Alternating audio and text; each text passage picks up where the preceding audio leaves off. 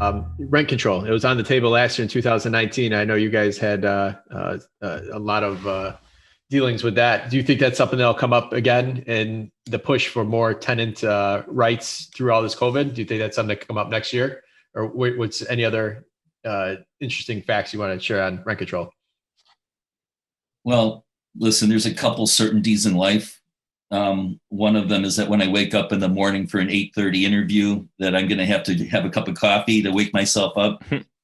The other certainty is that we will see the issue of rent control in the General Assembly, probably in the spring. There's a possibility something could happen during the lame duck session in early January, but more likely next spring.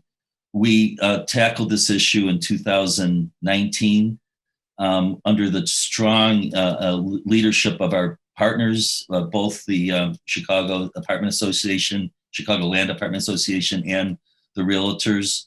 We were kind of the new upspring organization that were brought in, but because we represent the neighborhoods, I was actually able to testify and was there, and I was the last person to testify before the vote, where the subcommittee dealing with this voted to not lift the ban on rent control. But the forces that support rent control are very active and passionate, and they seem to have a belief that there is no harm or foul in rent control, and they're very as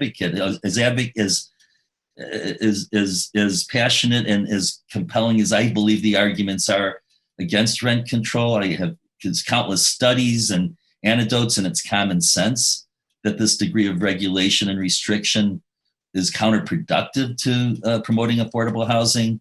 They'll bring impassioned pleas in their own studies that suggest that it's a good idea. And our task is to educate legislators of the truth. And this is a huge effort. And we're part of a coalition called the SHAPE Coalition of some very intelligent and smart people. And it's led by the CAA.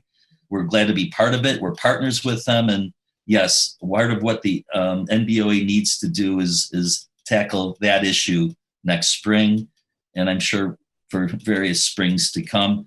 Let me just remind folks that passage of that ordinance does not mean rent control immediately happens. It's to lift the statewide ban on rent control. That would bring that issue to municipalities to decide. Perfect. I was about to clarify that it doesn't mean if that passes in spring, it doesn't mean the whole state goes under rent control. It just gives the ability for different municipalities to decide if they want to or not. Yeah.